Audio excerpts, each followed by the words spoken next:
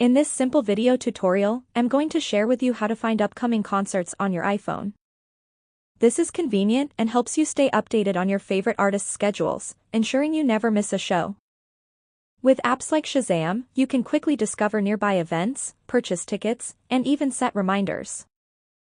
It also allows you to explore new artists and venues, making your entertainment planning seamless and enjoyable. To do this, simply head to Shazam. If you don't have the application, you can find it at the App Store. Now I assume you're already signed into the Shazam app. Onto this page, you want to swipe up and select Concerts right here. Scroll to the very end and select Find a Concert. Search for your current location.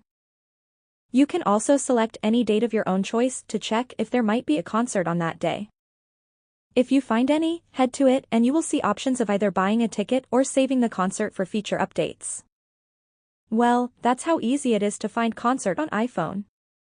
If you have any questions, just let me know in the comments section down below. Please don't forget to leave a like, share and subscribe for more video tutorials like this one.